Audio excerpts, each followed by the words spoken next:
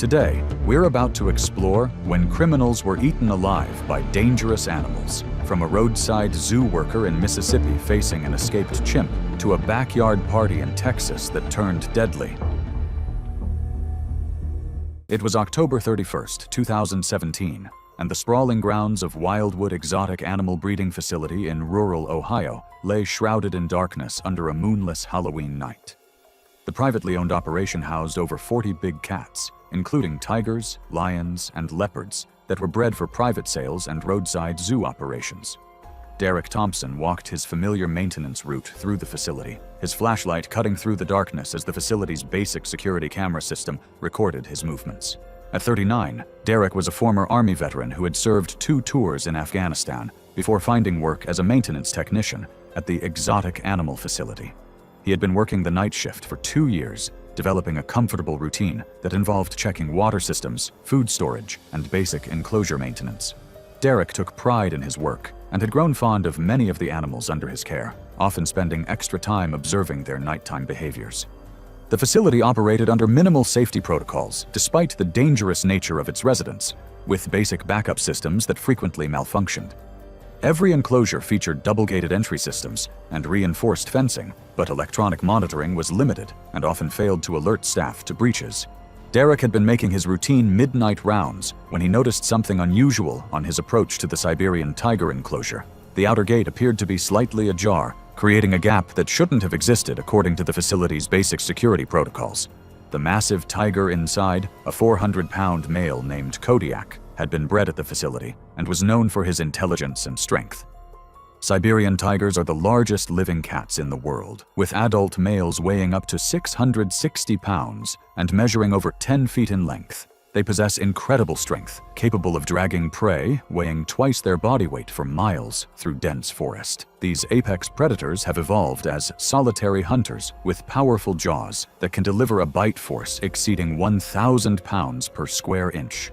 In captivity, tigers retain all their natural hunting instincts and can become extremely dangerous when their routine is disrupted or when they perceive a threat to their territory.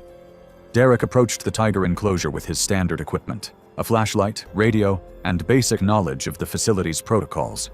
The security cameras captured his methodical approach as he examined the gate mechanism, trying to determine what had caused the apparent malfunction.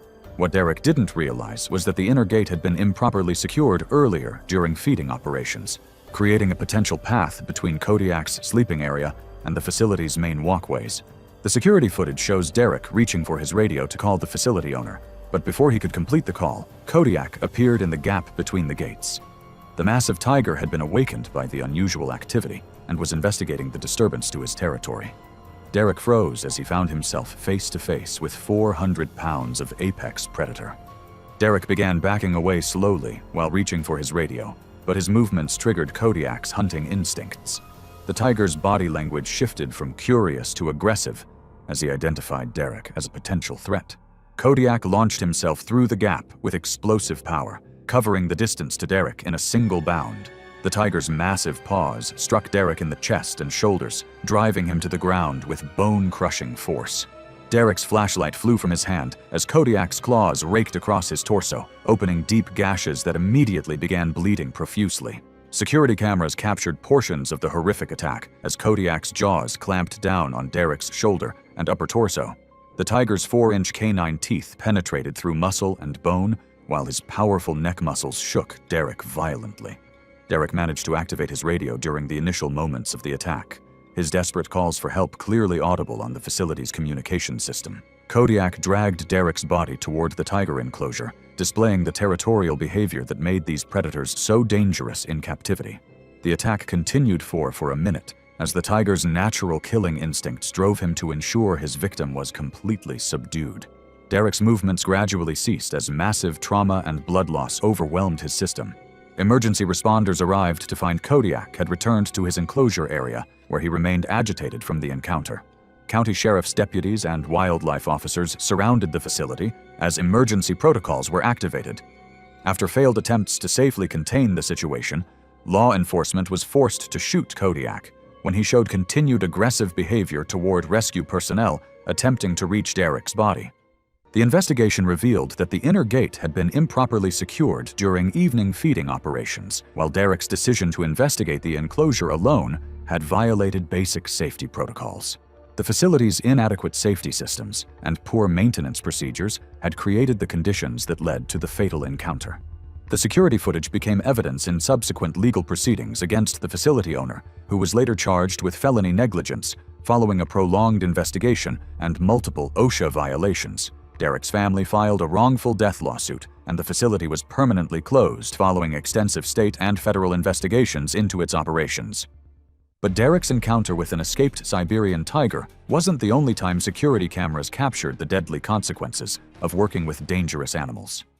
It was June 14, 2015, and the crystal-clear waters surrounding Australia's Neptune Islands shimmered under the Southern Ocean sun as Dr. Amanda Foster prepared for what would be her final research dive.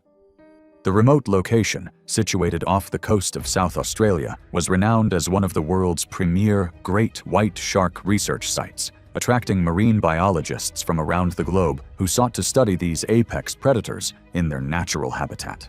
At 32, Dr. Foster was a respected marine biologist who had dedicated her career to understanding great white shark behavior and ecology. She had earned her doctorate before specializing in shark research that had taken her to dangerous waters around the world. Foster was known among her colleagues for her willingness to take calculated risks to obtain unprecedented footage and data that other researchers couldn't access. Foster had been conducting research as part of a small team funded by a major marine conservation organization, using state-of-the-art underwater camera equipment to document great white feeding behaviors around seal colonies. Her research vessel was equipped with a protective shark cage and remote-operated camera systems that allowed her to observe and record shark behavior while maintaining a safe distance from these powerful predators. The Neptune Islands represented the perfect laboratory for Foster's research, as the area's large seal population attracted numerous great white sharks throughout the year. Foster had been documenting feeding patterns and social interactions between sharks for several weeks, building a comprehensive database of behavioral observations. Great white sharks are among the ocean's most formidable predators, with adults reaching lengths of up to 20 feet and weights exceeding 5,000 pounds. They possess incredible speed and agility despite their massive size, capable of breaching completely out of the water when attacking prey. Their powerful jaws contain multiple rows of razor-sharp teeth designed for gripping and tearing flesh, while their keen senses allow them to detect blood and electrical fields from great distances. Foster had been working from her protective cage when her primary underwater camera system malfunctioned, displaying error messages that indicated a critical failure in the recording equipment. The malfunction threatened to compromise weeks of valuable research data, and Foster faced the difficult decision of whether to abort the dive or attempt to repair the equipment manually. The team decided that Foster would move partially outside the cage perimeter while maintaining visual contact with the team, following established protocols for cage exit procedures. However, during the maintenance operation, Foster's safety tether failed due to a connection point that had been improperly secured by a team member. The ROV camera system continued recording as Foster found herself unexpectedly separated from the protective cage while attempting to complete the equipment repair. Foster worked frantically to swim back toward the safety of the cage, unaware that a massive 16-foot great white shark was approaching from the depths below her position. The blood scent from a recent seal kill in the area had attracted this particular predator to investigate the vicinity, and Foster's movements in the water had triggered its attention. The ROV footage captured the moment when the great white shark detected Foster's presence and began its attack approach. The massive predator rose from the depths with incredible speed, its powerful tail propelling it upward toward the exposed researcher. Foster remained focused on reaching the cage, completely unaware of the approaching danger until the final seconds. The shark struck Foster from below with devastating force, its massive jaws clamping down across her lower torso and hip region in a catastrophic investigatory bite. The impact drove Foster upward through the water column as the shark's razor-sharp teeth penetrated through her wetsuit and deep into her flesh. Foster's regulator was torn from her mouth as the shark's powerful bite crushed bones and severed major arteries throughout her torso. The great white shark released Foster after the initial bite and circled away, following its natural hunting pattern of bite and release investigation.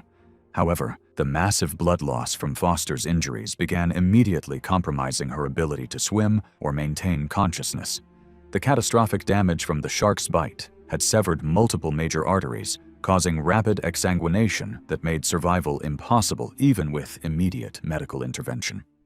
The research vessel's crew discovered the attack when Foster failed to respond to surface communications, and an emergency signal was triggered moments later when her line went slack. The ROV camera footage provided clear evidence of what had occurred, showing Foster's accidental separation from the cage and the shark's natural investigatory response to her presence in the water. Foster's personal camera equipment was destroyed on impact during the attack. The marine biology community was devastated by the loss of such a promising researcher, and Foster's death led to enhanced safety protocols for shark research operations worldwide. The incident highlighted the extreme dangers of working with apex predators and the critical importance of maintaining equipment integrity during cage exit procedures. Yet Dr. Foster's fatal encounter with a great white shark wasn't the only time cameras captured the deadly consequences of underestimating dangerous predators. It was March 8, 2016, and the evening feeding routine at Sunshine Roadside Zoo in rural Florida proceeded according to the facility's basic schedule as Maria Santos prepared the lion's dinner. The 28-year-old animal caretaker moved through the big cat area with practiced efficiency, her every movement monitored by the basic security camera system that recorded activities within the facility for insurance purposes.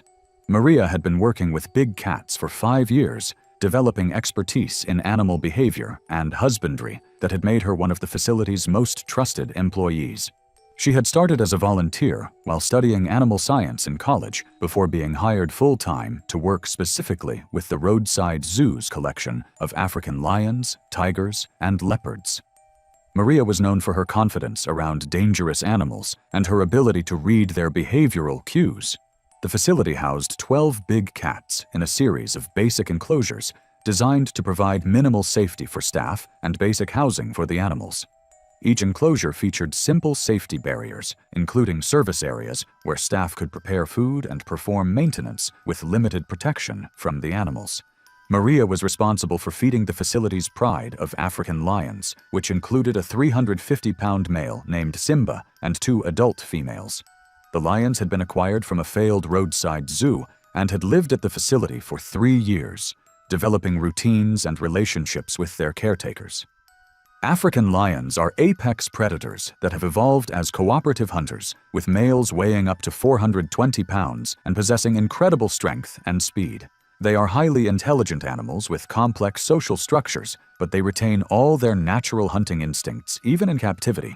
Lions are particularly dangerous during feeding time, as their predatory responses are heightened and they may view any intrusion as a threat to their food source. Their powerful jaws can deliver a bite force exceeding 650 pounds per square inch, while their razor-sharp claws can inflict devastating wounds. Maria had been preparing the lions' evening meal in the service area adjacent to their main enclosure when she accidentally dropped a food bucket into the lions' territory. The bucket contained raw meat that represented a significant portion of the cat's daily nutrition, and Maria knew she needed to retrieve it to maintain their feeding schedule. The security cameras captured Maria's fatal decision to enter the lockout zone to retrieve the dropped bucket. What she didn't realize was that the shift door between the service area and the main enclosure had been left unlocked earlier that day during routine cleaning operations. The oversight created a potential pathway between Maria and the hungry lions. Maria bent down to pick up the food bucket, her back turned to the unlocked shift door. The security footage shows Simba, the massive male lion, pushing through the unlocked door and entering the lockout zone behind Maria as she focused on retrieving the scattered meat. The lion moved with the silent stealth that made his species such effective hunters, approaching to within striking distance before Maria became aware of his presence. Maria turned around to face Simba just as the 350-pound predator launched his attack. The lion's massive paws struck Maria in the chest and shoulders, driving her to the ground with bone-crushing force. Simba's claws raked across Maria's torso, opening deep gashes that immediately began bleeding profusely as his jaws sought purchase on her neck and throat. The security cameras recorded Maria's desperate struggles as Simba's powerful jaws clamped down on her throat in the classic lion-killing bite. The lion's natural hunting instincts drove him to maintain his suffocating grip, using his massive weight to pin Maria to the ground while his jaws worked to crush her airway. Maria struggled briefly before her movements rapidly weakened, her movements gradually weakening as asphyxiation and blood loss overwhelmed her system. Other staff members were alerted by the commotion and arrived within several minutes, immediately attempting to divert Simba's attention using makeshift tools and shouting. However, their intervention came too late, as Maria had already succumbed to suffocation and massive trauma from the lion's crushing bite and sustained attack. Maria died from asphyxiation and massive trauma to her neck and torso, her injuries consistent with a lion's killing bite. The investigation revealed that the unlocked shift door had created the dangerous situation that led to Maria's death. The facility's minimal safety protocols had been violated when staff failed to secure the door after completing cleaning operations. The incident resulted in immediate OSHA violations and multiple civil lawsuits that eventually forced the facility's closure. Maria's death led to enhanced safety requirements for roadside zoos and became a case study in training programs for exotic animal facility workers. The security footage became evidence in civil proceedings that highlighted the inadequate safety measures at non-accredited facilities. However, Maria's tragic encounter with an African lion wasn't the only time security cameras captured the fatal consequences of safety protocol failures. It was August 22, 2014, and the pristine wilderness of Glacier National Park stretched endlessly under the Montana sky, as David Park and his girlfriend Lisa set up their campsite in a remote backcountry location. The 35-year-old amateur nature enthusiast had positioned a trail camera near their tent to capture wildlife footage, hoping to document their wilderness experience and the magnificent animals that called this rugged landscape home. David worked as a software engineer in Seattle, but spent his free time pursuing outdoor adventures throughout the Pacific Northwest. He had limited experience with true wilderness camping and had underestimated the dangers present in grizzly bear country, despite receiving comprehensive safety briefings from park rangers. David's enthusiasm for wildlife photography had led him to take risks that more experienced outdoorsmen would have avoided. The couple had hiked 8 miles into the backcountry to reach their designated campsite, carrying all their food and equipment in backpacks designed for extended wilderness travel. Park regulations required all food to be stored in bear-proof containers provided at each campsite, but David had decided to keep some snacks and toiletries in their tent for convenience during the night. The remote location offered spectacular views of glaciated peaks and pristine alpine meadows, but it also provided ideal habitat for one of North America's most dangerous predators. Grizzly bears were common throughout this section of the park, and campers were required to follow strict food storage protocols to prevent dangerous encounters with these powerful animals. Grizzly bears are among North America's largest and most powerful predators, with adult males weighing up to 800 pounds and possessing incredible strength and speed. They have an excellent sense of smell that can detect food odors from several hundred meters away, and they will aggressively investigate any potential food sources in their territory. Grizzlies are omnivores that require massive amounts of calories to survive, especially during the fall months when they are preparing for winter hibernation. They are highly intelligent animals with excellent memories, and they can become food conditioned if they successfully obtain human food, making them extremely dangerous to future campers. David's trail camera had been recording throughout the night when a massive 600-pound grizzly bear approached their campsite at dawn, attracted by the food odors emanating from their tent. The bear had detected the improperly stored food from approximately 400 meters away and had followed the scent trail directly to their location. The trail camera captured the bear's initial investigation of their campsite as it used its powerful nose to locate the source of the food odors. The grizzly began tearing at their tent fabric with its massive claws, trying to reach the food stored inside. David and Lisa were awakened by the sounds of the bear's investigation, finding themselves trapped inside their tent with a massive predator just inches away. David made the fatal decision to confront the grizzly bear instead of following the park's recommended protocols for bear encounters. The trail camera recorded him emerging from the tent and attempting to scare away the 600-pound predator by yelling and throwing objects. His aggressive behavior triggered the bear's defensive instincts, transforming a food-seeking encounter into a life-threatening attack. The grizzly bear charged David with explosive speed, covering the distance between them in seconds. The trail camera captured the initial moments of the charge before the bear and David moved beyond its limited field of view. The massive predator's paws struck David in the chest and shoulders, driving him to the ground with bone-crushing force. The bear's claws, each measuring up to 4 inches in length, raked across David's torso and limbs, opening deep gashes that caused massive blood loss. The grizzly bear delivered several powerful defensive swipes and bites to David's torso and limbs, causing massive trauma before disengaging from what it no longer perceived as a threat. The bear's defensive mauling lasted approximately 30 seconds before David's movements ceased, and the grizzly moved away from the immediate area. The attack demonstrated typical defensive bear behavior rather than predatory killing, with the bear seeking to eliminate the perceived threat rather than consume prey. Lisa remained trapped inside the damaged tent during the brief but violent encounter, unable to clearly see the attack but hearing the sounds of the struggle. The grizzly bear wandered away from the campsite after David became motionless, returning to investigate the food sources that had originally attracted it to the area. Lisa managed to activate an emergency beacon that summoned search and rescue teams to their remote location. David died from massive trauma to his torso and limbs, along with severe internal injuries caused by the bear's powerful defensive swipes and bites. The investigation revealed that improper food storage had attracted the bear to their campsite, while David's aggressive response had triggered the fatal defensive attack. The trail camera footage was used internally by park rangers for training purposes to better understand bear behavior and human-bear conflict scenarios. David's death led to enhanced enforcement of food storage regulations and mandatory bear safety training for all backcountry campers. The incident became a case study in proper bear encounter protocols within the National Park Service. Lisa survived the encounter but was traumatized by witnessing the initial moments of David's attack and the horrific sounds captured during the brief mauling. The incident highlighted the importance of following established safety protocols when camping in bear country and the critical need for proper food storage in grizzly habitat. Still, David's fatal confrontation with a grizzly bear wasn't the only time cameras captured the deadly consequences of underestimating dangerous wildlife. It was December 3, 2013, and the rural Texas property owned by Robert Hayes lay quiet under the winter sky as the 42-year-old exotic pet owner prepared to deliver Caesar's evening meal.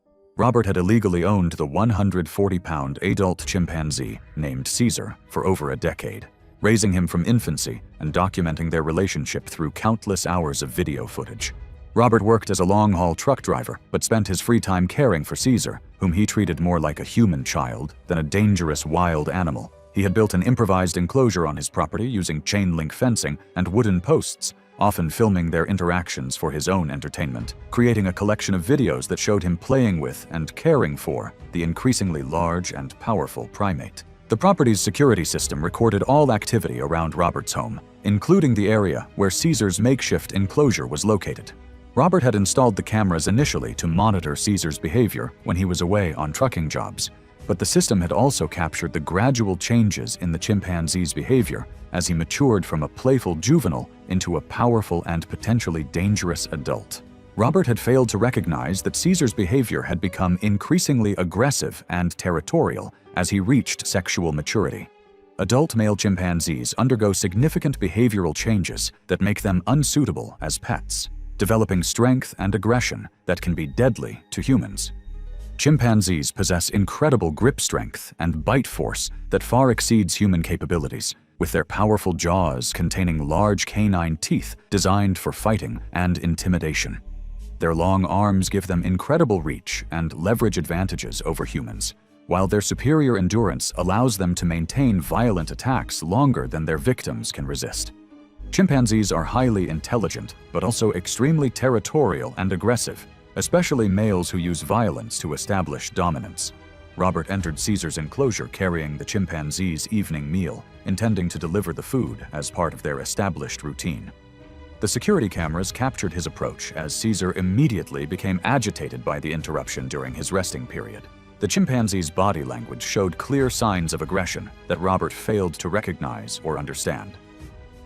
Caesar had been resting in his favorite spot when Robert entered the enclosure, and the chimpanzee interpreted the intrusion as a challenge to his territory. The security footage shows Caesar's hair standing on end as he displayed the threatening postures that wild chimpanzees use to intimidate rivals and establish dominance. Robert continued his approach with the food, completely unaware that Caesar's behavior had shifted from curiosity to outright aggression. The chimpanzee's territorial instincts had been triggered by Robert's presence, and Caesar began displaying the violent behavior that made adult male chimpanzees so dangerous in captivity. Caesar attacked Robert with explosive violence, using his incredible grip strength to overpower the human who had raised him from infancy. The chimpanzee's powerful arms grabbed Robert and threw him to the ground with bone-crushing force, while his large canine teeth bit deeply into Robert's face and hands in a chaotic burst of aggression. The security cameras recorded the brutal assault as Caesar delivered devastating bites to Robert's face, hands, and torso with lightning speed. The chimpanzee's attack was swift and overwhelming, with Caesar using his superior strength and endurance to inflict massive damage before Robert could mount any effective defense or escape. Robert's desperate attempts to protect himself only intensified Caesar's assault, as the chimpanzee's territorial instincts drove him to completely dominate the perceived threat. The violent encounter occurred in several violent bursts over a short period, with Caesar delivering crushing bites and using his powerful grip to prevent Robert from escaping the enclosure. Caesar delivered a final devastating attack to Robert's head and neck before retreating to the far side of the enclosure, having established his dominance over the territory. The chimpanzee began tearing at sections of the chain-link fencing and wooden posts, using his incredible strength to damage the improvised barriers. Neighbors heard the commotion and called authorities, who arrived within 20 minutes of the initial attack. Police officers were forced to shoot Caesar when he displayed aggressive behavior toward the responding officers, preventing his escape into the surrounding countryside, where he could have posed a threat to the community. Robert died from massive trauma to his head, face, and torso, succumbing to blood loss and shock shortly after the attack. The investigation revealed that Robert had been keeping the chimpanzee illegally and without proper permits or safety measures. The security footage provided clear evidence of how the attack had unfolded and the swift violence that had led to Robert's death. The incident highlighted the extreme dangers of keeping adult primates as pets and led to stricter enforcement of exotic animal ownership laws throughout Texas. The horrific security footage became evidence in legal proceedings and was later used in educational programs about the dangers of exotic pet ownership. Thanks for watching. Click the next video for the next stories that will show you the most shocking footage ever recorded. It was March 15, 2015, when tragedy struck at Crocosaurus Cove, one of Darwin's premier wildlife attractions. The facility, home to over 30 massive saltwater crocodiles, sits in the heart of Australia's Northern Territory, where these apex predators have ruled the waterways for millions of years. The morning sun cast long shadows across the main display lagoon, a concrete habitat designed to house the park's most impressive specimens. The humid tropical air carried the distinctive scent of the wetlands, while tourists began gathering for the day's first feeding demonstration. Noah Whitfield, a 40-year-old maintenance supervisor, had worked at Crocosaurus Cove for 5 years. Known for his efficiency and shortcuts, the divorced father of 2 was eager to finish his weekly cleaning duties early to attend his son's afternoon baseball game. His colleague Miguel Santos had offered assistance that morning, but Noah dismissed the help, confident he could handle the routine walkway maintenance alone. Park Safety Inspector Janet Morrison had repeatedly flagged the deteriorating wooden railings for replacement, creating ongoing tension with Noah, who viewed her concerns as excessive caution. The elevated walkway system, positioned 12 feet above the crocodile habitat, required regular pressure washing to remove algae and debris that accumulated from the tropical climate. Noah's supervisor had recently praised his work ethic, unaware that his employees' rush to complete tasks was compromising safety protocols. Saltwater crocodiles are the world's largest living reptiles, with adult males typically reaching lengths of 14 to 17 feet and weighing between 880 to 1,100 pounds, though exceptional specimens can approach 18 feet. These prehistoric predators possess the strongest bite force of any animal on Earth, capable of exerting pressure exceeding 3,700 pounds per square inch. Their hunting strategy relies on explosive ambush attacks, remaining motionless for hours before striking with lightning speed. In captive environments, feeding schedules create heightened states of anticipation and aggression among the population. The crocodiles at Crocosaurus Cove had been conditioned to associate human activity with feeding time, making them particularly responsive to disturbances.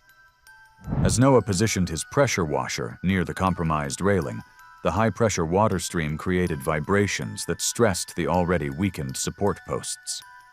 The wooden barrier suddenly splintered with a sharp crack, sending Noah tumbling backward through the air. He plummeted 12 feet into the murky water below, crashing directly into the center of the display pond with a tremendous splash. The impact momentarily stunned him, but he quickly surfaced, gasping and disoriented among 32 saltwater crocodiles that had been anticipating their morning feeding. The sound of his fall had alerted every predator in the enclosure, their primitive brains instantly recognizing the disturbance as a potential feeding opportunity. The crocodiles interpreted Noah's thrashing movements as prey behavior. Titan, the dominant 16-foot male, struck first with devastating force. His massive jaws clamped down on Noah's left leg, the bone-crushing bite shattering his femur and severing major arteries. The death roll began immediately, spinning Noah's body violently underwater as blood clouded the murky water. A second crocodile seized his right arm, its powerful jaws crushing bones and tearing through muscle tissue. A third predator grabbed his torso, puncturing his ribcage and collapsing his lung. The coordinated assault created a feeding frenzy as more crocodiles joined the attack, their prehistoric instincts driving them to compete for the unexpected meal. The feeding response escalated as more crocodiles converged on the scene. Noah's screams were cut short as he was repeatedly dragged beneath the surface, the coordinated assault dismembering his body through multiple death rolls. His spine snapped under the tremendous rotational forces, while massive blood loss from severed limbs caused rapid cardiovascular collapse. The churning water turned crimson as the prehistoric predators continued their relentless attack. Within 3 minutes, Noah had succumbed to massive trauma, blood loss, and drowning. Park security arrived to find only fragments of clothing and blood visible on the water's surface. The facility's security cameras had captured the entire incident in horrifying detail, documenting Noah's final moments as he was overwhelmed by the very predators he had worked around for years. An immediate investigation was launched by Northern Territory workplace safety authorities, focusing on the facility's maintenance protocols and safety equipment failures. The park was temporarily closed to visitors, while investigators examined the scene. Noah's family expressed devastation at the loss, describing him as a dedicated father who had simply been trying to provide for his children. The incident prompted renewed scrutiny of wildlife facility safety standards across Australia, with calls for mandatory safety harnesses and improved barrier maintenance protocols. The tragedy served as a stark reminder of the inherent dangers faced by those working in close proximity to apex predators. While Noah Whitfield met his fate in the controlled environment of a wildlife park, other encounters with these apex predators occur in their natural domain. In the remote wilderness of Kakadu National Park, where ancient waterways harbor some of Australia's largest saltwater crocodiles, a different kind of tragedy would soon unfold, involving a man whose illegal activities would lead him into the territory of an 18-foot territorial male known as Magnus. Noah Whitfield's story showed how deadly crocodiles become when barriers fail. For Spencer Vaughn, it wasn't maintenance, but illegal profit that led him into Magnus's territory. It was August 7, 2016, when the remote wetlands of Kakadu National Park became the scene of a deadly encounter. Located in Australia's Northern Territory, this UNESCO World Heritage Site spans nearly 20,000 square kilometers of pristine wilderness, where ancient Aboriginal rock art overlooks waterways that have remained unchanged for millennia. The Adelaide River winds through this untouched landscape, its muddy banks concealing some of the world's largest saltwater crocodiles. During the dry season, these waterways become concentrated hunting grounds where protective females fiercely guard their nesting sites. Spencer Vaughn, a 34-year-old former zoo employee, had fallen from grace after losing his legitimate wildlife career due to misconduct allegations. Desperate for money and familiar with reptile behavior, he had turned to the lucrative black market trade in exotic animal products. Crocodile eggs commanded premium prices from private collectors and illegal breeding operations, making them an irresistible target for someone with Spencer's knowledge and financial desperation. His reluctant business partner, Tommy Nakamura, had warned against the Kakadu expedition, knowing the area's reputation for massive protective female crocodiles. Elder Mary Tungara, a local Aboriginal ranger, had recently noticed suspicious vehicle tracks near sacred nesting sites. Spencer's GPS coordinates led him to a known nesting area where female crocodiles had constructed their mud mounds weeks earlier. Saltwater crocodiles are apex predators that have survived virtually unchanged for over 200 million years. Adult females protecting their nests can exceed 16 feet in length and weigh over 1,000 pounds, possessing the most powerful bite force in the animal kingdom at over 3,700 pounds per square inch. These ambush hunters are perfectly adapted for stealth, capable of remaining motionless for hours while monitoring their territory. During nesting season, female crocodiles become extremely aggressive, patrolling their nesting areas and attacking any perceived threats to their eggs. Their hunting strategy relies on explosive bursts of speed from concealed positions, using their massive tails for propulsion through water. Once they secure prey, the signature death roll disorients victims while drowning them in the murky depths. Spencer waded into the shallow water under the cover of darkness, his headlamp cutting through the humid night air as he approached the muddy nesting bank. The water reached his waist as he moved slowly through the Adelaide River, a waterproof bag slung across his shoulder for the valuable cargo. Unknown to the poacher, he had entered the territory of Magna, a 16-foot female saltwater crocodile that had been guarding her nest for weeks. The protective mother detected Spencer's presence immediately through water vibrations and foreign scent, submerging silently and approaching from downstream with practiced stealth. Spencer knelt in the shallow water, his hands working quickly to excavate buried eggs from the first nest he located. His headlamp illuminated the white, leathery shells as he carefully placed them in his waterproof bag, focused entirely on the valuable prize. Magna positioned herself just 10 feet away, her eyes and nostrils barely breaking the surface as she assessed the intruder. As Spencer reached for another clutch of eggs, the maternal guardian exploded from the water with tremendous force. Magna's massive jaws clamped down on Spencer's torso with bone-crushing power, the initial bite penetrating his ribcage and puncturing vital organs. The impact drove Spencer backward as his headlamp flew into the darkness, plunging the scene into complete blackness. The death roll began instantly, Magna spinning Spencer's body violently as she dragged him into deeper water. The rotational force snapped Spencer's spine in multiple places while the crocodile's grip crushed his sternum and collapsed both lungs. Blood filled Spencer's airways as broken ribs punctured his heart and liver. The powerful tail thrashed as Magna continued the death roll, breaking Spencer's pelvis and femur bones. Within 30 seconds, Spencer had succumbed to massive internal bleeding, drowning, and catastrophic spinal injuries.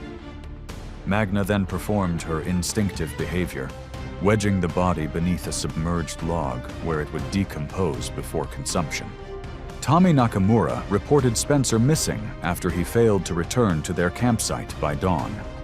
A search operation was launched by Northern Territory Police, but the remote location and crocodile-infested waters made recovery efforts extremely dangerous. Elder Mary Tungara's investigation revealed tire tracks and equipment fragments near the nesting site, confirming illegal poaching activity. The incident highlighted the ongoing problem of wildlife trafficking in protected areas, with authorities vowing increased patrols during nesting season. Spencer's estranged family expressed shock at his illegal activities, stating they had lost contact with him months earlier. Conservation groups used the tragedy to raise awareness about the devastating impact of wildlife trafficking on endangered species populations. The case remained officially unsolved, with Spencer's body never recovered from the ancient waterways he had tried to exploit. Spencer Vaughan's story was a grim reminder of how protective female crocodiles defend their nests from intruders. For Miranda Keegan, it wasn't illegal activity, but scientific research that brought her to Costa Rica's Tarcoles River. It was November 22, 2014, when the Tarcoles River in Costa Rica became the site of a tragic scientific expedition. Located on the Pacific coast near the Carrara National Park, this river system is renowned for having one of the highest concentrations of American crocodiles in Central America. The dry season had dramatically reduced water levels, transforming the normally expansive waterway into a series of concentrated pools that created ideal hunting territories for the region's apex predators. The surrounding tropical dry forest echoed with the calls of scarlet macaws and howler monkeys, while the muddy riverbanks revealed countless crocodile tracks from the previous night's hunting activities. Miranda Keegan, a 29-year-old marine biologist from the University of Costa Rica, had dedicated her doctoral research to understanding American crocodile behavior patterns during drought conditions. Known for her fearless approach to fieldwork, she had been documenting territorial responses and feeding behaviors for 6 months. Her mentor, Dr. Carlos Mendoza, had repeatedly warned her about working alone near the water during peak territorial periods, but Miranda's passion for her research often overrode safety protocols. Paulo Silva, her experienced local guide, understood the dangers of the Tarcoles River, but had grown accustomed to Miranda's determined independence. The research station had received funding to study how climate change and seasonal droughts affected crocodile populations, making this dry season particularly valuable for data collection. American crocodiles are formidable predators, with typical large males reaching lengths of 11 to 15 feet and weighing over 1,000 pounds. Unlike their more aggressive alligator cousins, these crocodiles are typically more reclusive, but territorial males become extremely dangerous when defending prime hunting grounds. Their powerful jaws can exert bite forces exceeding 3,000 pounds per square inch, while their muscular tails serve as both propulsion systems and devastating weapons. During drought conditions, concentrated prey populations create highly valuable territories that males will defend aggressively against any perceived threats. The death roll, their signature killing technique, involves spinning their prey underwater to disorient and drown victims, while breaking bones through tremendous rotational force. Miranda approached the research site at dawn, her sampling equipment organized methodically as she prepared for another day of behavioral observations. The river section had shrunk to roughly half its normal width, creating concentrated fish and bird populations that attracted the area's dominant predator. El Jefe, a massive 14-foot American crocodile, had claimed this territory and patrolled it aggressively for weeks. Paulo was 50 meters away, setting up camera equipment, when Miranda began her approach to the water's edge, extending her sampling pole toward the remaining deep water. As Miranda leaned forward to collect her water sample, the saturated mud beneath her knees suddenly gave way. She slid down the steep bank, her equipment scattering as she splashed into the shallow water just 15 feet from the concealed predator. El Jefe had been monitoring the area from a submerged position, his body perfectly camouflaged among floating debris and vegetation. The sudden intrusion triggered an immediate territorial response from the massive crocodile. El Jefe lunged forward with explosive speed, his powerful jaws clamping down on Miranda's left thigh with bone-crushing force. The initial bite severed her femoral artery and shattered her femur bone, sending blood streaming into the muddy water. Her scream alerted Paulo, who immediately began running toward the riverbank. The crocodile's death roll began instantly, spinning Miranda's body violently as she fought desperately to reach the shore. The rotational force broke her pelvis and dislocated her hip joint, while the crocodile's grip tore through muscle and tissue. The churning water turned crimson as El Jefe maintained his hold, performing another death roll that snapped Miranda's lower spine and caused massive internal bleeding. Her struggles weakened rapidly as blood loss and shock took their toll. The attack lasted only 40 seconds, but the crocodile's powerful bite and death roll had inflicted fatal injuries. Paulo reached the shore and threw rocks at El Jefe, but the territorial predator maintained his grip until Miranda stopped moving, her body held firmly in his jaws as she drowned in the bloodied water. Costa Rican authorities launched an immediate investigation into the research station's safety protocols, questioning why Miranda had been allowed to work so close to known crocodile habitat without proper safety equipment. The University of Costa Rica suspended all fieldwork pending a comprehensive review of research procedures. Environmental groups used the tragedy to highlight the increasing dangers faced by scientists studying wildlife in their natural habitats as climate change intensifies territorial behaviors. Miranda's family described her as a passionate conservationist who had dedicated her life to protecting the species that ultimately claimed her. The incident prompted new safety requirements for researchers working near crocodile habitats throughout Central America. Miranda Keegan's story was a sobering reminder of how drought intensifies crocodile territorial behavior. For Caleb Drummond, it wasn't drought, but hurricane flooding that brought danger to the Everglades. It was September 14th, 2013, when the aftermath of Hurricane Idalia transformed the Florida Everglades into a deadly maze of displaced wildlife. 3 days after the Category 3 storm devastated South Florida, the vast wetlands remained submerged under unprecedented floodwaters that had pushed saltwater deep into freshwater territories. The hurricane's storm surge had created an alien landscape where familiar hiking trails disappeared beneath murky channels and submerged trees created a labyrinth of hidden dangers. Caleb Drummond, a 38-year-old veteran park ranger with 15 years of Everglades experience, had been promoted to lead the post-storm assessment team just months before Idalia struck.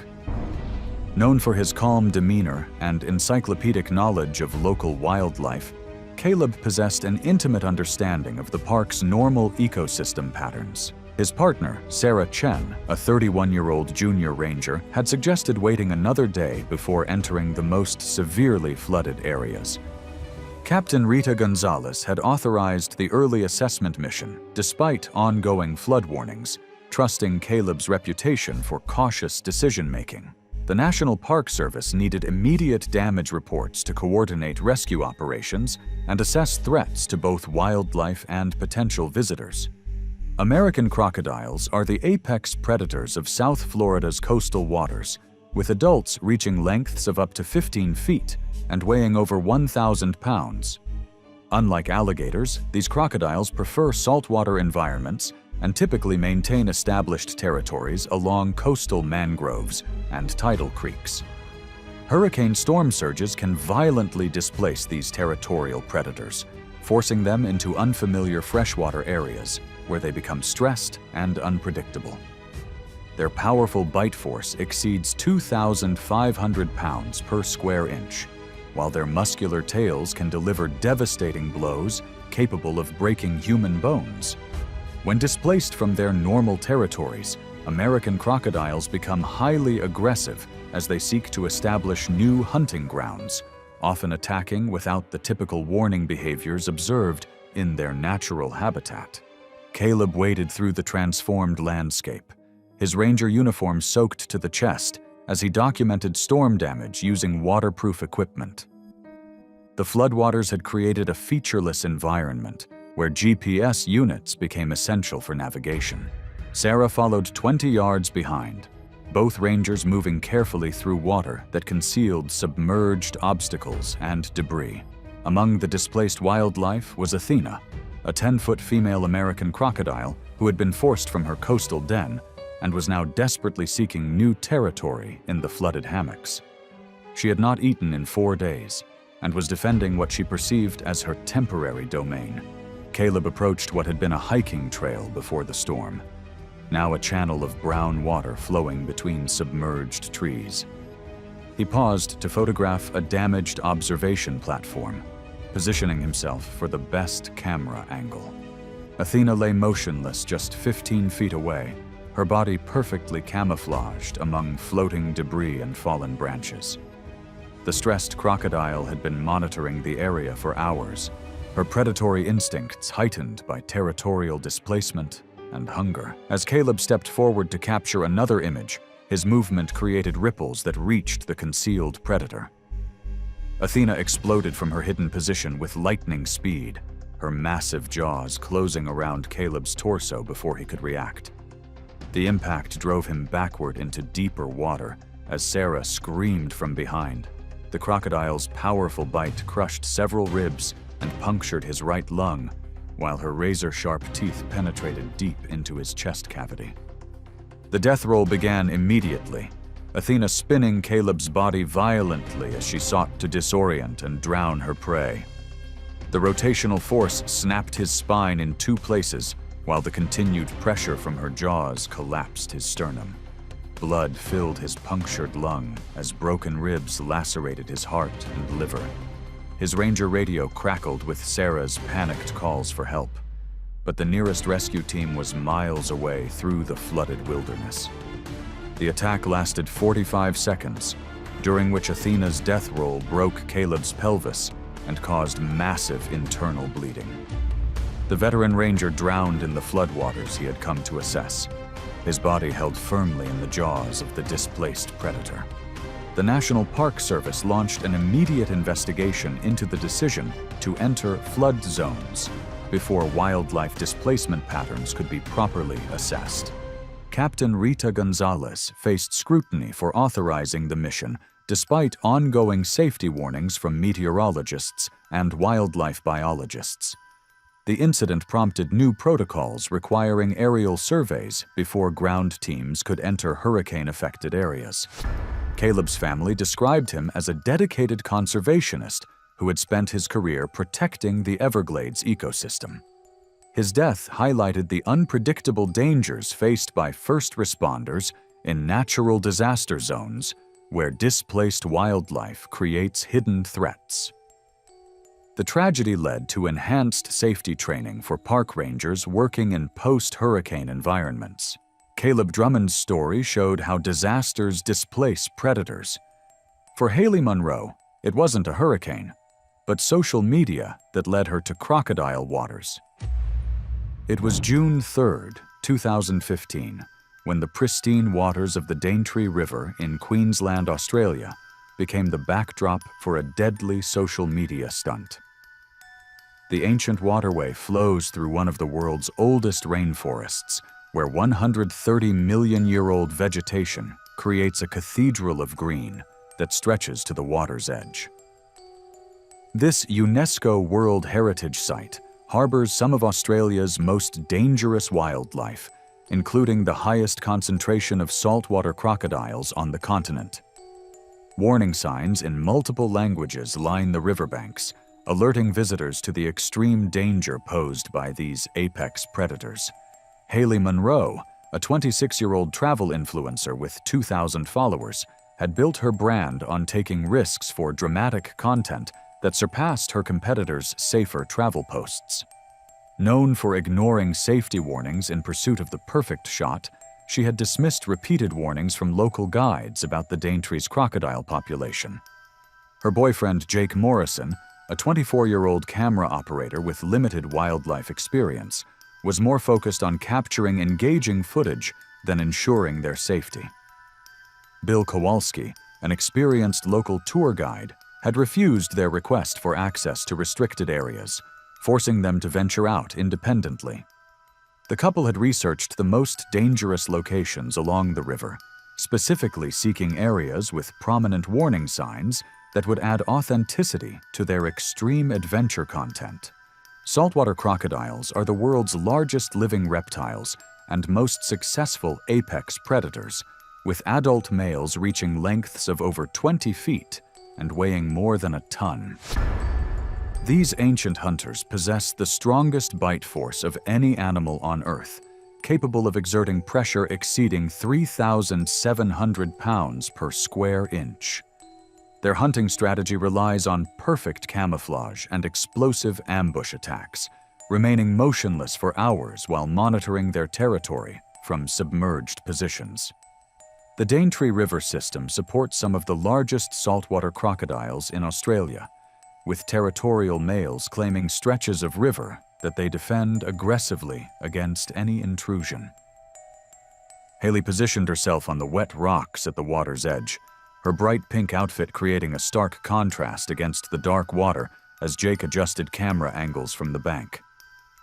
The area was marked with multiple warning signs that she deliberately included in her shots, speaking animatedly about the untamed beauty of the Australian wilderness. Bill Kowalski watched helplessly from his tour boat. The stretch of river was known territory for Goliath, a 17-foot saltwater crocodile that had claimed this section for over 2 decades.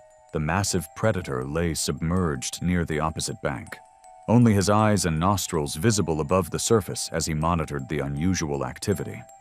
As Haley gestured dramatically toward the river while delivering her scripted commentary, her designer sandals lost grip on the algae-covered rocks. She fell backward into the shallow water with a loud splash, landing just 10 feet from Goliath's concealed position. The sudden disturbance triggered an immediate predatory response from the territorial crocodile.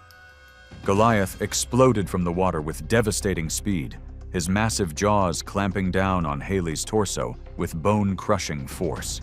The initial bite crushed her ribcage and punctured both lungs, while his razor-sharp teeth penetrated deep into her chest cavity.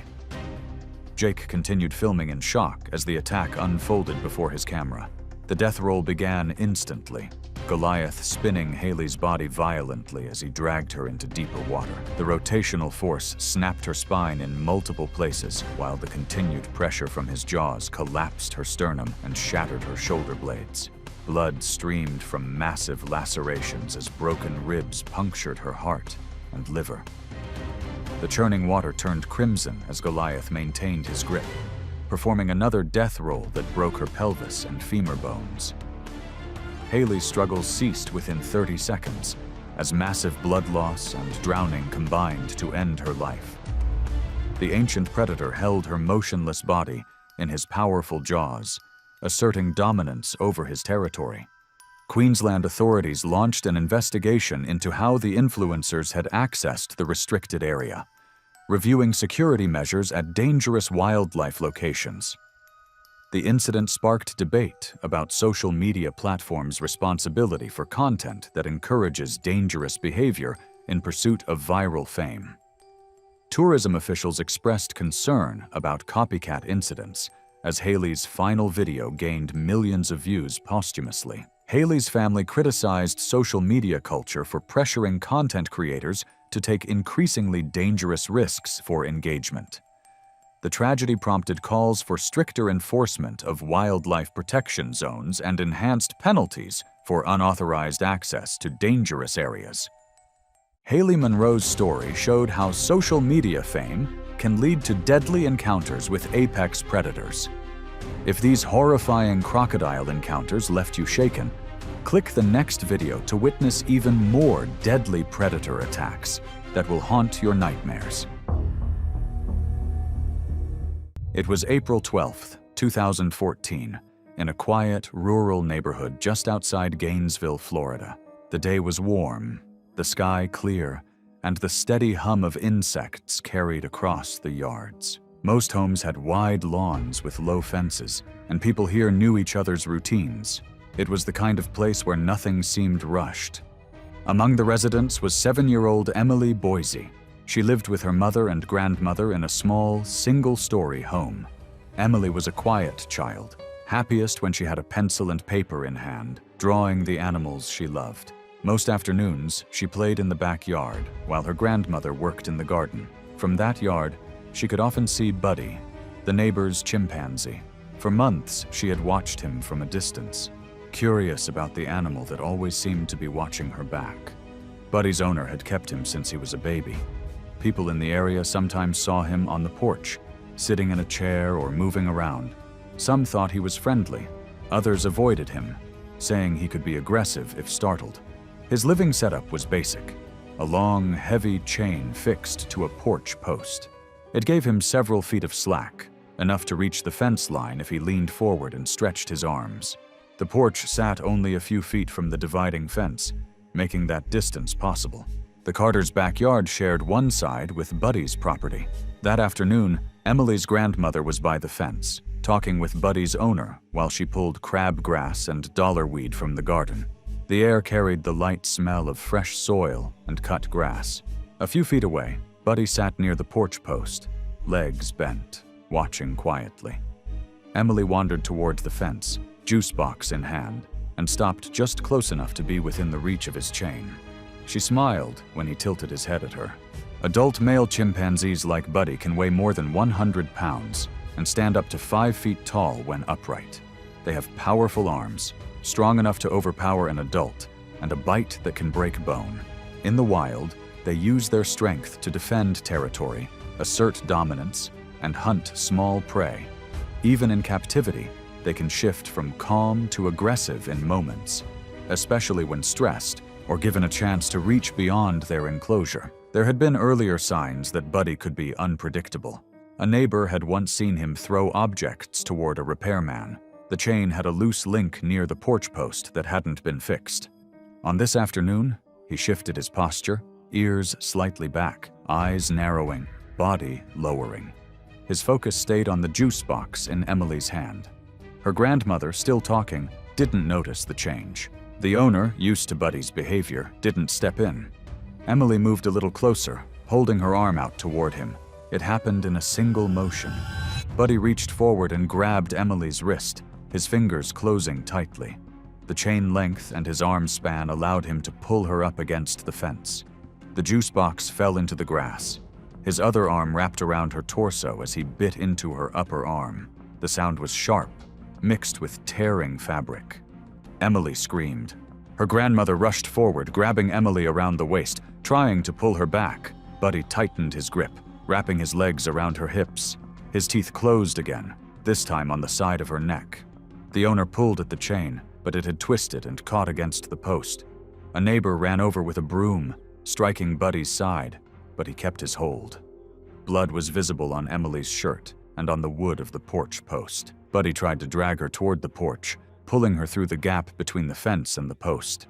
The strikes from the broom grew harder, and he released one hand to swat at it, but his mouth stayed locked on her shoulder. Emily's screams became weaker. Sirens could be heard within minutes. A patrol car from a nearby road arrived in about 3 minutes from the first 911 call. Officers saw Buddy still holding Emily. As they approached, he let go and turned toward them, moving quickly. 2 shots were fired, and Buddy collapsed on the porch. Emily lay on the ground by the fence. Her skin was pale, and there was heavy bleeding from her neck and shoulder. Paramedics worked on her in the yard, but the injuries had severed major blood vessels. She was pronounced dead where she lay. Her juice box was crushed nearby. Later, her sketch pad was found open on the porch steps, showing a drawing of a monkey she had made earlier that week. The funeral was held a few days later at the small church in town. It was quiet, with family, classmates, and neighbors filling the pews. Her small white casket sat at the front. Some people avoided looking at it, focusing on the floor instead. Authorities released a short statement urging residents not to keep chimpanzees or other primates as pets, stressing that familiarity does not make them safe. The sheriff's office confirmed that Buddy's owner would not face criminal charges, but that keeping such animals would now require stricter permits in the county. Within weeks, the porch was cleared. The chain, the post, and the small feeding area were dismantled. The yard looked empty, the quiet more noticeable than before. The incident did not reach national headlines. The Florida attack was shocking, but in Mississippi, a loose chimp at a roadside zoo would prove just as deadly. It was August 6, 2016, at a small roadside zoo in rural Mississippi. The heat was heavy, the temperature already climbing past 95 degrees by mid-morning. The air carried the smell of hay, damp soil, and the sharp scent of animal pens. A few visitors moved slowly between enclosures, stopping to watch goats and camels resting in the shade. It looked like any other slow summer day, but out of sight, one section of the zoo's fencing was being held together with a quick repair. Among the staff on duty that morning was Sam Dellinger, 42 years old. He had worked part-time at the zoo for just over a year, splitting his hours between early mornings and afternoons. Born and raised nearby, Sam was used to outdoor work. His tasks here were simple but steady: mowing grass, clearing debris, cleaning stalls, and hauling feed. He sometimes cared for smaller animals, but he had no training for handling dangerous ones. People who worked with him knew him as reliable, someone who finished what he started and stepped in when help was needed. That summer had been hard on the facility. Strong storms had damaged several areas of fencing, and the owner had made patchwork repairs where needed. One of the more serious problems was a chain-link corner panel in the chimpanzee enclosure. A large branch had fallen against it weeks earlier, bending the frame where it met the wooden post. The corner was reinforced with wire and a metal stake, but it was still weaker than it should have been. Staff knew it needed a full repair, but it had been pushed back in the schedule. The chimpanzee enclosure sat at the far end of the property, shaded on one side by a line of pine trees. Inside were several chimps, the largest being a fully grown 17-year-old male named Rex. From the visitor path, people could see platforms, climbing ropes, and feeding stations set across the pen. The ground was a mix of packed dirt, scattered straw, and old leaves. On hot days like this, most of the chimps stayed in the shade, but Rex often moved along the edges, watching what happened outside the fence. Adult male chimps like Rex can weigh more than 120 pounds and stand over 5 feet tall when upright. Their arms and grip are far stronger than a human's, and they can break bones with little effort. Their bite is powerful enough to crush bone, and in an attack, they often go for the face, hands, or other exposed areas. In captivity, they can look calm one moment and turn aggressive the next, especially when stressed or if they spot a way to get out. In the weeks before the incident, staff had seen Rex test the damaged corner. He would grip the chain link, lean his weight into it, and then walk away when someone came near. That morning, Sam noticed him pacing along that same side, glancing toward the feed shed from time to time. Not long after, Rex returned to the corner and began pulling again. This time the wire bracing shifted. Witnesses later said he rocked the panel back and forth until the frame separated enough for him to push through near ground level. Sam was in the feed shed nearby when he noticed Rex outside the enclosure. He reached for a bucket of apples just inside the doorway, knowing food was sometimes used to guide animals back into their pens. Hoping it would work, he stepped into the space between the shed and the path, holding the bucket where Rex could see it. Rex started toward him at a steady walk, eyes on the apples. Then, without slowing, he broke into a run. The gap closed quickly. With no barrier behind him and little room to move, Sam was struck hard in the chest. The force knocked him backward, sending him down onto the dirt. The impact drove the bucket from Sam's hands, scattering apples onto the ground. Rex pinned him, one hand gripping his arm while his teeth clamped down on the side of Sam's face. The first bite crushed part of his cheek and tore into muscle. Sam tried to pull his arm free, but Rex shifted his grip and bit into his hand, breaking several bones. 2 workers ran toward the noise, shouting and hitting metal panels to scare the chimp away. Rex didn't let go. He pulled at Sam's arm, then bit again toward the neck. One worker grabbed a hose, spraying a stream of water at Rex's back. The chimp turned slightly but kept his hold. A second hose was brought in, and the combined spray forced Rex to release one hand. Sam tried to crawl toward the shed, but Rex grabbed his leg and pulled him back, biting into his calf. The hoses stayed on him, and loud banging on the nearby gate finally made him back away several feet. Staff pulled Sam out of reach, leaving the apples scattered across the dirt. Rex retreated toward the pine trees, where he sat watching until another staff member threw more fruit into the open enclosure. He followed the food inside, and the gate was shut behind him. Emergency services arrived about 8 minutes after the call. Paramedics worked quickly, but Sam had severe wounds to his face, neck, hands, and legs. The bites to his cheek and neck caused heavy bleeding, and he was pronounced dead shortly after reaching the hospital. His torn work gloves were found nearby, along with the empty bucket from the shed. The zoo was closed the same day. State inspectors found multiple safety violations, including the incomplete repair on the chimp enclosure. Within weeks, all the exotic animals, including Rex, were relocated to other facilities. The damaged corner panel was dismantled entirely. Sam's funeral was held at a small local church. Friends and family remembered him as a steady worker who was always willing to help.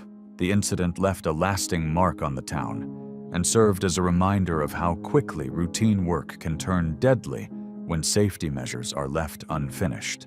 Sam's death shut the zoo down, but thousands of miles away, a safari trip turned fatal when one tourist stepped out for a closer look. It was May 23, 2015, at a safari park outside Hoedspruit, South Africa. Morning light lay flat over dry grass, and a steady wind pushed dust along the track. A line of open vehicles moved in slowly, engines low. From a distance, it looked like a normal drive, but the chimp troop along the route was restless, and the quiet wouldn't last. Among the visitors was Melissa Hugh, 33, traveling from Denver with 2 college friends. She worked as a pediatric nurse and used trips like this to recharge after long night shifts. She had planned the journey for 2 years, choosing a park with clear safety rules and daytime drives. Her aim was straightforward: see the wildlife, take a few photos worth framing, and be back at the lodge before dark. She rode the middle bench with a compact camera on a neck strap and her phone set to video. Friends said she liked close shots but followed instructions. Earlier, she stayed seated near elephants and pulled her hand back from a giraffe when told. What she wanted most was a photo of juvenile chimps for her wall. The exhibit sat in a basin with sparse grass, scattered acacia, and a shallow moat between the troop and the track. Heat shimmered as the sun climbed. Guinea fowl crossed in quick bursts, dust mixed with fuel from idling engines. 3 vehicles stopped 20 to 30 feet apart. Juveniles dragged branches and splashed near the inner edge, drawing cameras from every seat. Chimpanzees are not native here, but some parks keep them in semi-open enclosures. Adult males can weigh more than 120 pounds and, when upright, stand over 5 feet. Their arms and shoulders produce crushing force, and their bite can break bone. Troops move by rank. A dominant male displays with short bursts and charges. When stress rises, others follow. Even with staff nearby, those patterns remain. Guides repeated 2 rules at the gate and again on the track: stay in the vehicle and do not step past the side rails. The troop had been tense all week as a subadult tested older animals. A warning card sat on each dashboard. As the convoy idled, a crack of branches on the far side drew the dominant male's eyes. He watched the vehicles and fixed on movement in the second truck. Melissa saw 2 juveniles wrestling and stood to film. In the tight bench space, her knee knocked a bag to the floor. A friend reached down while Melissa stepped onto the sideboard for a cleaner angle. The guide hissed a warning to sit. She started to lower herself, then saw a juvenile lift a stick and beat the water. She braced 1 foot on the ground to take 2 quick frames. The dominant male left the inner shade and moved towards the moat on a diagonal. He crossed open ground at a rolling pace, head low. Guides in the front and rear trucks shouted to stay inside. He slowed at the inner edge, scanned, then leaped the narrowest gap and climbed the bank in seconds. Melissa had 1 hand on the rail and 1 foot on the dirt when he reached her. He caught her forearm with both hands and yanked. She slid from the step and landed on her hip and elbow, the camera strap cinched against her neck. He bit into her forearm below the elbow, canines meeting through muscle. The guide revved the engine and hammered the doorframe. The male shifted his grip and pulled Melissa clear of the wheel arch. He bit again at the shoulder, tearing fabric and skin. Two juveniles waded the moat and reached the bank behind him, hooting. One tugged at her shoe and backed off while the other circled. A guide in the rear truck fired a blank. The crack froze the line, but did not end the attack. The male planted a hand on Melissa's chest and bit a third time high on the arm, then dragged her by the wrist toward the basin. She kicked once. He gripped her calf and pulled her farther from the vehicles as staff ran for a hose. The spray hit the male's back and face. He squinted but kept hold. A second blast found his eyes. He let go, blinking. One juvenile darted in and bit at Melissa's hand, then fled when the water swung his way. The male grabbed her by the shoulder strap and dragged her 2 feet until the strap snapped. The water drove him back into the moat. Staff formed a loose barrier between the bank and the trucks. Melissa lay on her side, breathing shallowly, blood pooling under her arm and turning the dust dark. Heel marks and dragged lines showed where she had been pulled. Medics from the gate arrived within minutes and packed her wounds, but her pulse faded. She went still before they could load her. Her camera lay cracked under the truck, lens broken but storing a final burst of blurry frames of spray and brown fur. Her phone, found near the sideboard, held a 20-second clip that ended as she stepped down. The park closed the chimp exhibit for the season. Managers set new barriers, fixed hose stations, and banned standing in open vehicles near primates. Her friends flew home early, leaving her gear for consular staff to ship. Local news carried brief segments and moved on. For the guides, the reminder was simple, repeated to every visitor after: one step can put you within reach. The troop returned to routine within days, and trucks kept an extra 10 feet from the moat all year. The safari park tragedy sparked calls for stricter rules, but danger wasn't limited to tourists. In Louisiana, a routine day at a research facility turned deadly when a security fault gave a chimp the chance to strike. It was October 4th, 2013, at a primate research center in rural Louisiana. The morning air was still, and inside the main building, the steady hum of ventilation filled the halls. A few staff moved between rooms, following the same routine they had for years. In the older wing, the chimpanzee holding area was set for its weekly deep cleaning, a task so familiar it rarely drew much attention. Among the staff was Dr. Alan Prince, 55, a senior technician who had worked at the center for more than 2 decades. He had started as an assistant and learned the job step by step, eventually becoming the person others turned to for guidance. Known for being steady and careful, he trained new hires on safety checks, lock inspections, and how to work around the animals. That morning, he was in the main service corridor, clipboard in hand, updating feed logs and sorting supplies for the next shift. Alan lived less than 10 minutes from the center. His days started early, and his work was predictable. He managed feeding schedules, cleaning rotations, and maintenance reports. He also knew the animals well. One of them, a fully grown 16-year-old male chimpanzee, was due to be moved that morning from his enclosure into a nearby holding pen so the cleaning crew could work. Alan was not assigned to that move, but was in the hallway where it was happening. The holding area was part of the oldest section of the building, with narrow corridors and steel doors leading to each enclosure. Each door had a slide bolt lock backed by a secondary latch. Over time, some of these bolts had worn down. One in particular had been flagged for replacement because it didn't always sit flush unless pushed firmly into place. From a quick glance, it could appear secure even when it wasn't fully locked. The repair was scheduled for the next maintenance cycle, but until then, it remained in use. Inside one of those enclosures was an adult male chimpanzee. Fully grown males can weigh over 120 pounds and stand more than 5 feet tall when upright. Their arm and shoulder strength is several times greater than a human's, enough to break bone. Their bite can crush bone as well, and in an attack, they often focus on the head, neck, and shoulders. Even when they seem calm in captivity, small changes in routine or handling can trigger a fast, aggressive reaction. That morning, 2 staff members began shifting the chimp from his main enclosure into the holding pen. The inner gate was opened, and he moved into the pen without trouble. As the door closed, the worn slide bolt didn't fully catch. There was no gap large enough to notice at a glance, but it was enough for the bolt to slide back under pressure. The chimp pressed against the door once, then again with more force. The bolt shifted, and the door swung open into the main service corridor.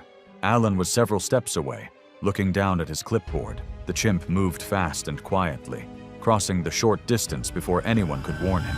The impact drove Alan into the wall, his shoulder hitting first. He dropped the clipboard as the chimp grabbed both of his arms from behind.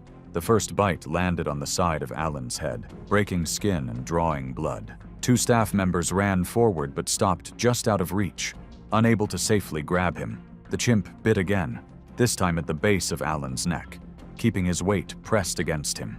Alan's back was pinned to the wall, and his feet shifted against the floor as he tried to get free. Another bite tore into the top of his shoulder, and the sound of fabric ripping echoed in the corridor. 1 staff member left to get a catch pole, while another banged on the wall with a mop handle to draw the chimp's attention. The animal turned his head for a moment, but did not release his grip. A 4th bite landed on the neck, and Alan's body went slack against the wall. Security doors at both ends of the hallway were closed to keep the chimp from moving farther into the building. The catch pole was looped around his torso, and after several pulls, his grip loosened enough for staff to move Alan out of reach. The chimp was guided back into an empty pen, and this time both the bolt and latch were checked twice before staff stepped away. Alan was moved to the break room, where staff applied pressure to the wounds and called for emergency services. Paramedics arrived about 6 minutes after the call, but the injuries to his head, neck, and shoulder had caused significant blood loss. He was pronounced dead at the scene. His bent glasses were found on the floor near the wall where the attack began. 1 lens cracked. The clipboard was several feet away, pages scattered, some with smears of blood and dirt from shoes. The damaged slide bolt was removed and placed in an evidence bag for inspection. The facility shut down for 2 weeks following the incident. During that time, all locks in the older wing were replaced with reinforced models, and a 3rd backup latch was installed on every enclosure door. Staff were retrained on checking locks before and after any animal transfer. Alan's funeral was held in town, with co-workers, friends, and family attending. The center released a short statement expressing condolences and outlining the safety improvements. For those who worked alongside him, the incident was a reminder that experience and familiarity do not remove the risks of working near powerful animals. The research center tightened its safety measures, but outside controlled facilities, the risks could be even greater. In Texas, a backyard gathering turned into chaos when a pet chimpanzee broke free in front of dozens of guests. It was September 15th, 2018, in a quiet suburban neighborhood outside Fort Worth, Texas. The late summer air was warm, but not stifling, and a light breeze carried the smell of fresh-cut grass from nearby yards. In the backyard of a 2-story home, folding tables and lawn chairs were arranged for a private gathering. Music played from a small speaker, and guests moved easily between the food table and shaded patio. On the surface, it was an ordinary weekend get-together, though one planned attraction was set to draw the most attention. Among the guests was Hannah Daniels, 26, who had come with a friend from work. She lived in a nearby apartment and worked as an assistant manager at a clothing store. Outgoing and willing to try new things, she often accepted invitations to casual events. She had never been around exotic animals before, but she saw the afternoon as a chance to take photos and watch one up close. The homeowner was a friend of a friend, someone she had met briefly before, and she assumed the setup would be safe. The backyard was large, with a wooden privacy fence enclosing it on all sides. A patch of shade stretched across the grass where a few guests gathered to watch the main event.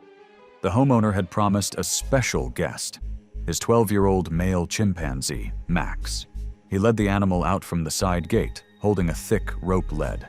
The chimp was a deep, dark brown with lighter skin around the face. He walked upright for a few steps before dropping to all fours, looking around at the people watching. Chimpanzees share much of their biology with humans, but have far greater physical strength. A mature male can pull several times his own body weight, and his grip alone can fracture bone. Their canine teeth are built for tearing, and their jaws can generate enough force to crush through dense material. In social groups, males compete for position through posturing, vocal calls, and sudden bursts of aggression. Even individuals kept in captivity for years retain those instincts. Long stretches of calm behavior can mask how quickly they react to unfamiliar people, loud sounds, or a change in their surroundings. A few guests stepped forward to take photos, holding out their phones while the homeowner kept Max close. The chimp chewed slowly on a slice of fruit, glancing at the crowd.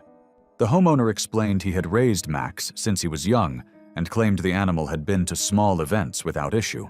The rope lead was attached to a metal clasp, and the homeowner's grip stayed firm. Even so, the chimp's body language, shifting weight, pulling lightly against the rope, was a sign of tension. Hannah waited until the first small group had their turn before stepping forward with two other guests. The homeowner positioned Max near them, saying to stand to the side so someone could take a picture. The chimp leaned toward the fruit plate still on the patio table. When the homeowner pulled him back, the metal clasp on the lead slipped open. The release was quick, and Max lunged forward. The impact knocked Hannah sideways onto the grass. Max's hands clamped onto her head as his weight bore down. Witnesses said his first bites landed on the side of her face and ear. She tried to push away, but his grip didn't loosen. Several guests grabbed at his arms and shoulders, pulling and shouting. Max bit again, deeper, tearing skin and causing heavy bleeding. The struggle lasted long enough for others to run in from across the yard. Two men managed to hook their arms under Max's chest and pull him back far enough for Hannah to be dragged clear. Blood was visible on her hair, neck, and the grass where she had fallen. The homeowner forced Max into an empty storage shed and shut the door. Someone was already on the phone with emergency services, giving the address and describing her injuries. Hannah was conscious but unsteady as guests pressed towels against the wounds on her head and neck. She was helped to a chair, then to the side gate when paramedics arrived. They moved quickly, loading her into the ambulance and continuing to apply pressure.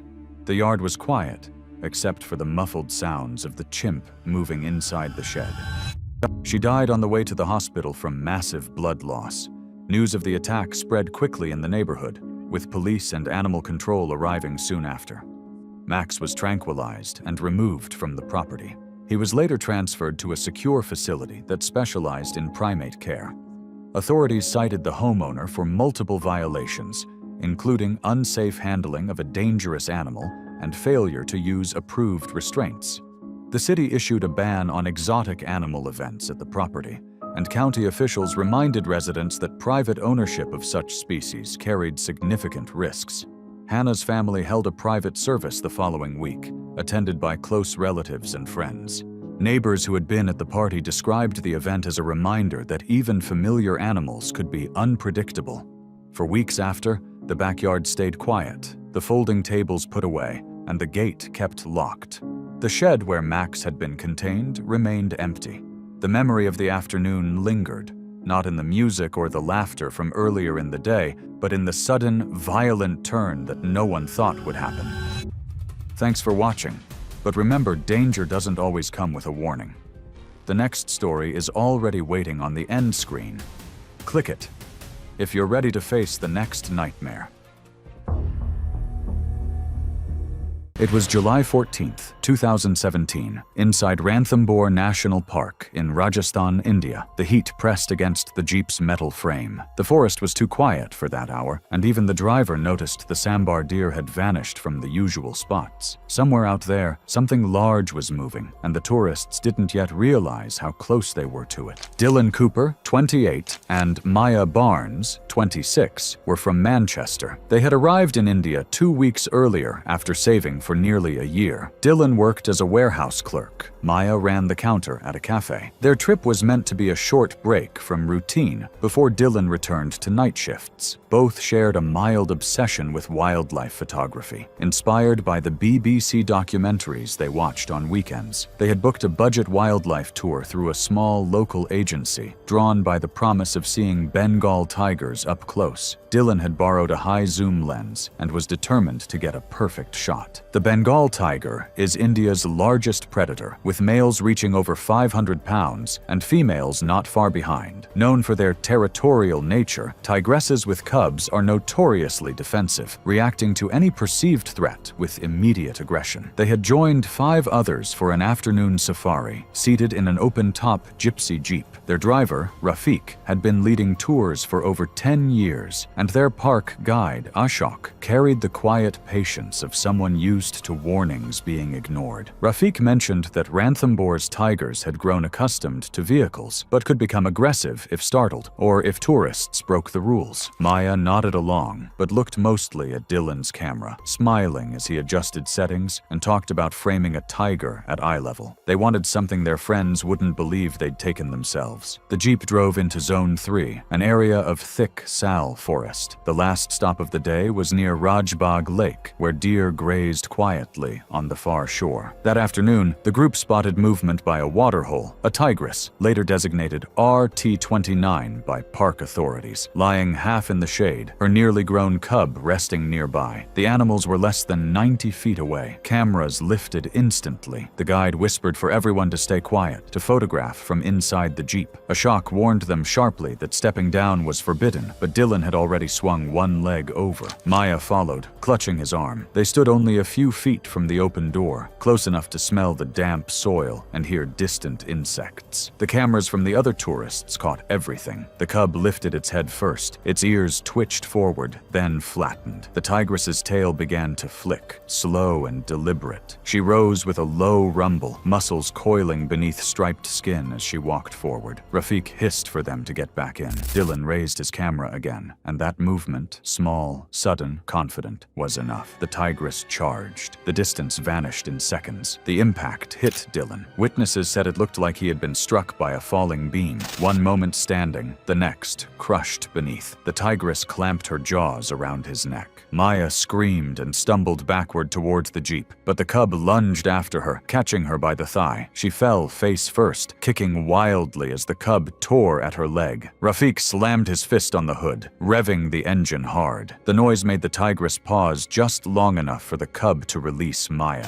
She tried crawling, dragging her injured leg through the dirt. Dylan's body jerked once beneath the tigress's weight, then went still. When the tigress turned toward the Jeep, Rafiq threw the vehicle in reverse. The group shouted for Maya to move, but she didn't respond. The cub returned to her, swiping with its paw, claws opening her back from shoulder to waist. The attack lasted less than 2 minutes. When the tigress finally retreated, dragging Dylan by the neck into the tall grass, the cub followed. The forest fell silent, except for the Jeep's engine and the faint rustle where the tigers had vanished. Maya lay motionless. The other tourists sat frozen, none daring to step down. Ashok radioed a nearby patrol unit. Patrol rangers reached the site nearly an hour later, delayed by poor radio contact and rough terrain. By then, the light had faded entirely, and the forest was quiet again. They found Maya near the road, lifeless, her leg mangled and her back slashed deep. A search team followed the drag marks through the brush and located Dylan's remains 70 feet from the clearing. Both had been dragged, and signs of initial feeding behavior were present on the remains. Rangers covered the bodies with canvas sheets and lifted them into the vehicle. The park was closed for the next 3 days, while authorities reviewed safety procedures. News of the incident briefly reached national outlets in India, drawing public criticism over tourist enforcement and guide oversight. The tigress and her cub were tracked and later relocated to a restricted reserve outside Jaipur. An internal inquiry by the Forest Department concluded that the attack stemmed from rule violations, though no charges were filed. Within a week, coverage faded, overshadowed by a series of animal attacks in nearby districts. Yet even as 2 tourists' lives ended in tall grass stained with blood, in Australia, a stranded truck driver would watch feral dogs, unaware that his cab window was about to become the only barrier between them. It was November 8, 2014, on the Nullarbor Plain in South Australia. The highway was empty for nearly 100 miles in every direction, a place where engines failed more often than help arrived. Feral dogs had been sighted along the route for weeks, but few drivers stopped long enough to notice. Gareth Mills, 44, had been driving trucks for over 2 decades. He worked long, repetitive routes between Perth and Adelaide. He liked the solitude, the straight roads, and the predictable rhythm of the work. That weekend, he was on the return leg of a solo haul, hauling spare parts to Kalgoorlie before cutting south across the plain. He had left late, hoping to make up time by driving through the night. The Nullarbor was familiar ground for him. He'd slept in the cab plenty of times, with only wind and insects for company. His truck was his world. Tools in the glove compartment, food in a small cooler, a 2-way radio he kept on Channel 40 for roadside assistance. He'd broken down before, but not out here, a stretch this far from the next roadhouse. That afternoon, about 90 miles west of Mundrabida, the engine sputtered and died. He coasted to the shoulder, checked the gauges, then the battery. The problem looked electrical. He made one radio call to a dispatcher in Norseman, who said a tow unit couldn't reach him until morning. Gareth shut off the ignition, leaving the parking lights on. He sat back in the cab, unwrapped a sandwich from the cooler, and ate slowly. The feral dogs that roamed the Nullarbor were descendants of domestic pets and dingoes, mixed over generations into a hardy, semi-wild strain. They traveled in packs of 6 to 12, scavenging roadkill or raiding bins from rest stops. On occasion, they had been known to attack livestock or people when food was scarce. They could smell meat or decay from over a mile away. Recorded attacks on people were nearly unheard of in the region, and was later described what followed as a rare convergence of conditions: an engine failure, long isolation, and a partially breached cab that allowed scavengers to act with aggression uncharacteristic of their species. Sometime around midnight, Gareth noticed movement near the beam of his headlights. Shadows flitted in and out of view, low to the ground. He leaned forward, thinking at first it was kangaroos crossing. Then he heard it, short, guttural barking, not distant, but close. Shapes began circling the truck just outside the cone of light. He counted at least 4. They moved with a kind of order, spreading out, tails stiff, eyes glinting when they passed through the light. He then locked the doors. The barking grew louder, then turned into snarling. Something thudded against the side of the cab. He switched on the dome light and grabbed a wrench from the floor. Through the windshield, he could see their outlines now. Dogs, lean and dirty, with the thick shoulders and narrow heads of dingoes. They paced around the front tires, noses lifted. One jumped at the door, claws scraping the metal. The smell of sweat and old food filled the cab. Gareth shouted, slapped the horn, but it only set them off more. A motorist driving eastbound later recalled seeing the truck's dome light flickering briefly before going dark. That was the last time anyone saw movement inside. When the tow unit arrived just after sunrise, the scene looked ordinary. Then they noticed the side mirror dangling, the glass of the driver's window shattered inward. Investigators determined the driver's side window had been partially lowered for ventilation, leaving it vulnerable when the dogs leapt against it. Forensic investigators reconstructed the events from the evidence inside. The dogs had likely gathered on the driver's side, jumping repeatedly at the window. Over time, the tempered glass cracked under pressure from claws and impacts. When it gave way, Gareth had been sitting in the driver's seat, possibly trying to start the truck again. Blood patterns showed that he was attacked first on the arm and shoulder, defensive wounds suggesting he had swung the wrench. One dog tore into his forearm, severing tendons, while another clamped onto his neck. There was evidence of movement across the cab, smears of blood on the steering wheel, the passenger seat, and the side panel. He had fought for several minutes before an artery was torn. When rescuers found him, his body was slumped sideways against the door. The interior was smeared with blood and paw prints. Several pieces of clothing were missing, likely shredded in the struggle. Claw marks scored the dashboard. There were no dogs in sight by morning, only tracks leading into the scrub behind the truck. Wildlife officers trapped 5 feral dogs within a mile of the site that afternoon. Analysis confirmed confirmed their stomach contents contained human tissue. All were euthanized on location. The trucking company placed a small notice 2 weeks later, warning drivers to stay inside and keep radios active at all times. No one from Gareth's family spoke publicly. His ashes were scattered quietly outside Perth, near the depot where his last route began. The Australian outback bore witness to blood-soaked cab interiors where feral dogs had torn through. And in Kenya, a couple would park their Jeep within striking distance of a lion pride, triggering a 400-pound leap. It was March 19,